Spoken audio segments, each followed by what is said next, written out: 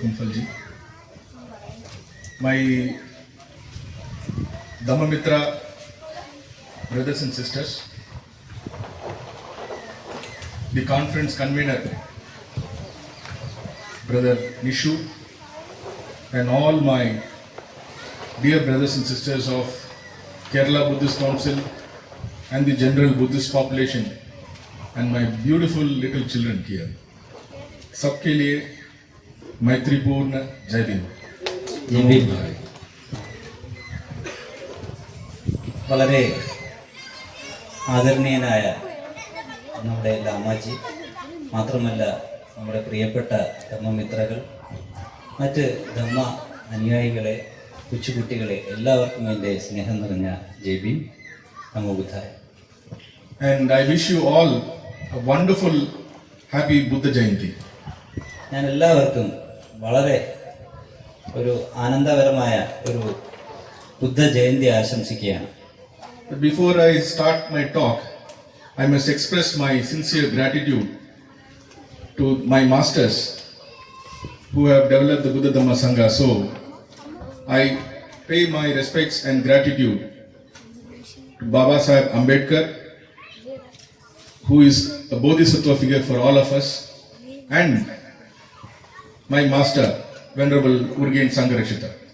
എൻ്റെ പ്രസംഗം ആരംഭിക്കുന്നതിന് മുമ്പ് ഞാൻ എൻ്റെ വളരെ ആത്മാർത്ഥതയോടുകൂടി എൻ്റെ ഗുരുക്കന്മാരെ ഞാൻ വണങ്ങുകയാണ്. ഗുരുക്കന്മാരോട് ഞാൻ എൻ്റെ ആദരവ് വ്യക്തമാക്കുകയാണ്. I also thank the Triratna Buddhist movement, which has helped me, shaped me, and cultured my mind with spiritual thoughts. മാത്രമല്ല എൻ്റെ ഞാൻ ബന്ധപ്പെട്ടിരിക്കുന്ന ത്രിരത്ന ബോധമഹാസംഘത്തിലെ ഗുരുക്കന്മാരെയും ഞാൻ വളരെയധികം ആദരവോടെ അവരോട് നന്ദി പറയുകയാണ്. I also express my heartfelt condolences to the sad demise of late our brother Santosh. മാത്രമല്ല ഞാൻ എൻ്റെ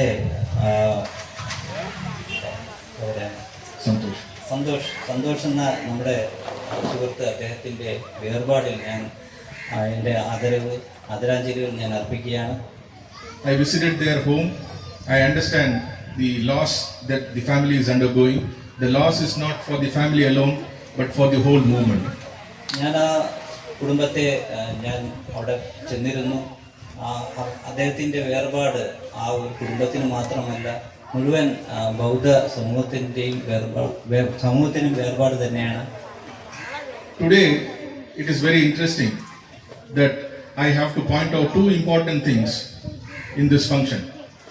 എനിക്ക് രണ്ട് പ്രധാനപ്പെട്ട കാര്യങ്ങളാണ് എനിക്ക് ഇവിടെ ഈ ഫംഗ്ഷനിൽ എനിക്ക് പറയാനുള്ളത്.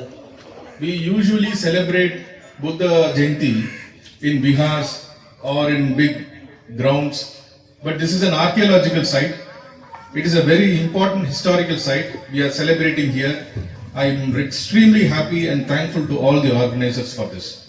നമുക്കറിയാം, സാധാരണയായി നമ്മൾ ബുദ്ധ ജയന്തി ആഘോഷിക്കുന്നത് വിഹാരങ്ങളിലും മറ്റ് മോണസ്ട്രികളിലൊക്കെ ആഘോഷിക്കാറുണ്ട്. പക്ഷെ ഇവിടെ നമ്മൾ ഇന്ന് കൂടിയിരിക്കുന്നത് വളരെ പ്രധാനപ്പെട്ട ഒരു ആർക്കിയോളജിക്കൽ സൈറ്റിലാണ് നമ്മൾ ഇരിക്കുന്നത്.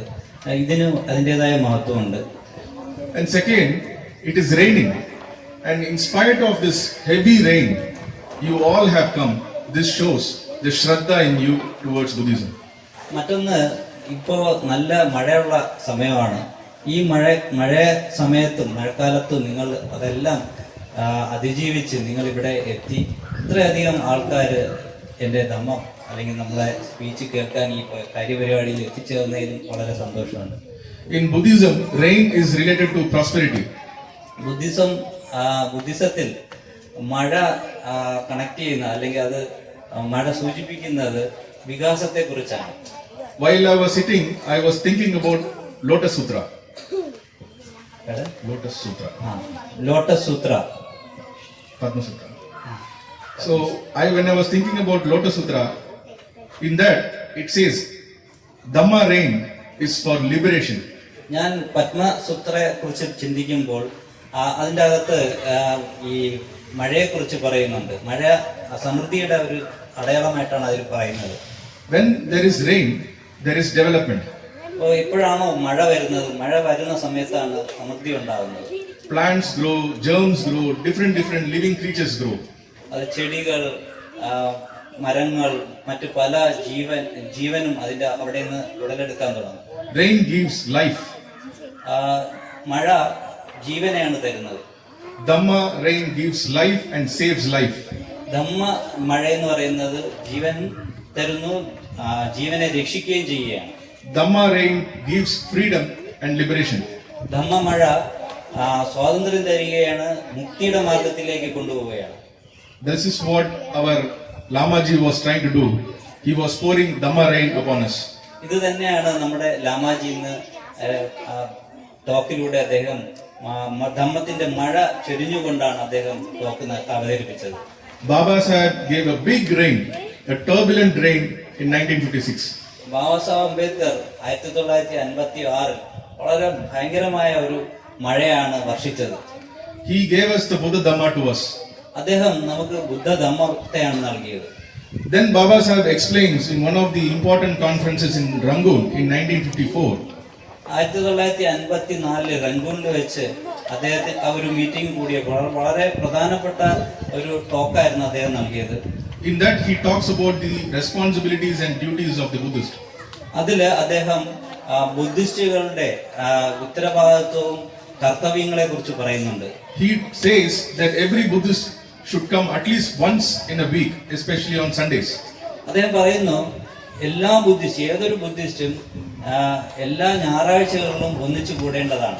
We have to be part of the function, we have to be part of the festivities. നമ്മൾ ഓരോ ഫംഗ്ഷനിലും ധമ്മ ആക്ടിവിറ്റീസിലും ഉത്സവങ്ങളിലും ഒക്കെ സമ്മേളിക്കേണ്ടതാണ്, ഒന്നിച്ചു കൂടേണ്ടതാണ്. This festivity shows our consolidation, our unity. ഇത് കാണിക്കുന്നത് അതിലൂടെ നമ്മുടെ ഐക്യത്തിനും നമ്മുടെ കൂട്ടായ്മ ഒത്തൊരുമിപ്പിനും എല്ലാം അതൊരു അവസരമാകും. That's why I fold my hands and rejoice the merits of all of you for coming together for this unity. അതുകൊണ്ട് ഞാൻ നിങ്ങളെ കൈയെടുത്ത് കുറുക്കുകയോടെ വണങ്ങുകയാണ്. നിങ്ങൾ എല്ലാവരും ഇവിടെ ഒന്നിച്ചു വന്നിരിക്കുകയാണ്. We have different festivals of religion. നമുക്ക് ഒരുപാട് ആഘോഷങ്ങളുണ്ട്, പല മതങ്ങളുടെ ആഘോഷങ്ങളുണ്ട്. Predominantly in our country we have the Hindu religious festivals. നമുക്കറിയാം മുഖ്യമായിട്ടും ഹിന്ദു മതത്തിന്റെ ആഘോഷങ്ങളാണ് ഇവിടെ നമ്മൾ കാണുന്നത്. Most of the festivals are basically enjoying or celebrating violence. പല ആഘോഷങ്ങളും നമുക്ക് കാണാൻ കഴിയും, അവർ ഏതെങ്കിലും ഒരു ഹിംസാത്മകമായിട്ടുള്ള കാര്യങ്ങൾ ചെയ്തതിന്റെ പശ്ചാത്തലത്തിലുള്ള ഒരു ആഘോഷമാണ് അവർ നടത്തുന്നത്. And other religions they celebrate either the birth or the death. മറ്റ് പല മതങ്ങളും നമുക്ക് കാണാൻ കഴിയും, അത് മരണവുമായിട്ട് ബന്ധപ്പെട്ടോ അല്ലെങ്കിൽ ജന്മവുമായിട്ട് ബന്ധപ്പെട്ടോ ആയിരിക്കും അവർ ആഘോഷിക്കുന്നത്. For example, Christmas celebrates the birth of Jesus. ഉദാഹരണത്തിന് യേശുവിന്റെ ജന്മദിനമാണ് ക്രിസ്മസിൽ ആഘോഷിക്കുന്നത്. Same way we have other religions also doing the same thing. അത് ഇതേപോലെ തന്നെ മറ്റു മതങ്ങളിലും ചെയ്യുന്നത് നമുക്ക് കാണാം. But Buddha Jayanti has a speciality where birth, death and enlightenment, all the three are celebrated on the same day.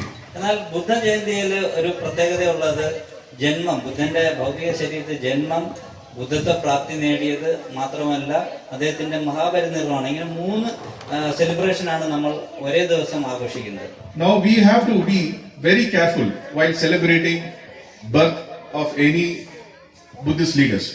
നമ്മൾ ഇവിടെ വളരെ ശ്രദ്ധിക്കേണ്ടത്, നമ്മൾ ജാഗ്രത പുലർത്തേണ്ടത് ഏതെങ്കിലും ഒരു ബുദ്ധിസ്റ്റ് നേതാവിന്റെ ജന്മദിനം ആഘോഷിക്കുമ്പോൾ ശ്രദ്ധിക്കേണ്ടതാണ്. We have to find distinction or difference between other religious birth celebration and Buddhist birth celebration. നമ്മൾ വേർതിരിവോടെ കാണേണ്ടതാണ്. മറ്റു മതങ്ങളിൽ ജന്മദിനം ആഘോഷിക്കുന്നതും ബുദ്ധിസത്തിൽ ആഘോഷിക്കുന്നതും തമ്മിലുള്ള വ്യത്യാസം എന്തെന്ന് മനസ്സിലാക്കേണ്ടതാണ്. The birth of Jesus Christ is called Christmas. അത് നമുക്കറിയാം, ജീസസിന്റെ ജന്മദിനത്തെ ക്രിസ്മസ് എന്നാണ് പറയുന്നത്. But the birth of Siddhartha Gautama is not called as Siddhartha Gautama Jayanti. എന്നാൽ സിദ്ധാർത്ഥ ഗൗതമന്റെ ജന്മദിനത്തെ നമ്മൾ ഒരിക്കലും സിദ്ധാർത്ഥ ഗൗതമ ജയന്തി എന്നല്ല പറയുന്നത്. It is Buddha Jayanti, not Siddhartha Gautama Jayanti. അത് ബുദ്ധ ജയന്തി എന്നാണ് വിളിക്കപ്പെടുന്നത്. So we have to differ the notion of a normal human being's birth. നമുക്ക് അതുകൊണ്ട് തന്നെ ആ ഒരു ചിന്തയുണ്ട്, നമ്മൾ ആ തോന്നലിൽ വ്യത്യാസം കാണേണ്ടതാണ്. സാധാരണ ജന്മദിനവും മറ്റ്, അതായത് ഒരു ബുദ്ധ അവസ്ഥ നേടിയതിന്റെ ജന്മദിനവും തമ്മിലുള്ള വ്യത്യാസം നമ്മൾ കാണേണ്ടതാണ്. Similarly, we don't say Siddhartha Gautama Saranam Gacchami, we say Buddhang Saranam Gacchami. അതുപോലെ തന്നെ നമ്മൾ ഒരിക്കലും സിദ്ധാർത്ഥ ഗൗതമ ശരണം ഗച്ഛാമി എന്നല്ല പറയുന്നത്, മറിച്ച് ബുദ്ധൻ ശരണം ഗച്ഛാമി എന്നാണ് ഇവിടെ പറയുന്നത്. So we are today celebrating Buddha Jayanti, not Siddhartha Gautama Jayanti. അപ്പോൾ ഇവിടെ ഇന്ന് നമ്മൾ സിദ്ധാർത്ഥ ഗൗതമന്റെ ജയന്തി അല്ല ആഘോഷിക്കുന്നത്, മറിച്ച് ബുദ്ധ ജയന്തിയാണ് ആഘോഷിക്കുന്നത്. Now why we celebrate Buddha Jayanti in terms of birth of Buddha? എന്തിനാണ് അപ്പോൾ നമ്മൾ ഈ ജന്മദിനം എന്ന നിലയിൽ, ബുദ്ധന്റെ ജന്മദിനം എന്ന നിലയിൽ എന്തിനാണ് നമ്മൾ ആഘോഷിക്കുന്നത്? Because to make ourselves and understand that Buddha was born as a normal human being. കാരണം നമുക്ക് തന്നെ സ്വയം വ്യക്തത വരുത്തേണ്ടതുണ്ട്. ബുദ്ധൻ ജനിച്ചത് ഒരു സാധാരണ മനുഷ്യൻ എന്ന നിലയിൽ നിന്നാണ് ബുദ്ധൻ ജനിച്ചത്. He was not a god, he was not a messenger of God, he was not a son of God. അദ്ദേഹം ഒരിക്കലും ഒരു അതായത് പ്രവാചകനായിരുന്നില്ല, അദ്ദേഹം ഒരു ദൈവപുത്രനായിരുന്നില്ല. He also was born on this earth like the way we were born. അദ്ദേഹവും ജനിച്ചത് ഈ ഭൂമിയിൽ, അദ്ദേഹം ജനിച്ചത് നമ്മൾ ജനിച്ചതുപോലെ തന്നെയാണ്. He also died based upon the normal death which we all witness. അദ്ദേഹം നമ്മളെപ്പോലെ തന്നെയാണ്, സാധാരണ മനുഷ്യരെ പോലെ തന്നെയാണ് മരിച്ചത്. But he lived the life of Buddhahood. എന്നാൽ അദ്ദേഹം ജീവിച്ചത്, അദ്ദേഹത്തിന്റെ ജീവിതം എന്ന് പറയുന്നത് ബുദ്ധത്വ പ്രാപ്തിയുടെ അവസ്ഥയിലായിരുന്നു അദ്ദേഹം ജീവിച്ചത്. This Jayanti reminds us that a normal human being was born, but he lived like an extraordinary being. അപ്പോൾ ഈ ജയന്തി നമ്മളെ ഓർമ്മിപ്പിക്കുന്നത്, നമ്മളെ സ്മരിപ്പിക്കുന്നത്, അദ്ദേഹം ജനിച്ചത് ഒരുപക്ഷെ സാധാരണ മനുഷ്യനായിട്ടായിരിക്കാം, പക്ഷേ അദ്ദേഹം പിന്നീട് ജീവിച്ചത് ഒരു ബുദ്ധത്വ പ്രാപ്തി നേടിയ ഒരു മനുഷ്യനായിട്ടാണ് അദ്ദേഹം ജീവിച്ചത്. This extraordinary person created what is called the ideal of human enlightenment. അതൊരു വളരെ സാധാരണ മനുഷ്യനുമായിട്ട് തുലനം ചെയ്യാൻ പറ്റുന്ന ഒരു അവസ്ഥയല്ല, വളരെ എക്സ്ട്രാ ഓർഡിനറി ആയിട്ടുള്ള ഒരു മനുഷ്യനാണ് അദ്ദേഹത്തെ. The extraordinary ideal of human. അതിനെയാണ് നമ്മൾ മനുഷ്യന്റെ ആദർശം എന്ന് പറയുന്നത്.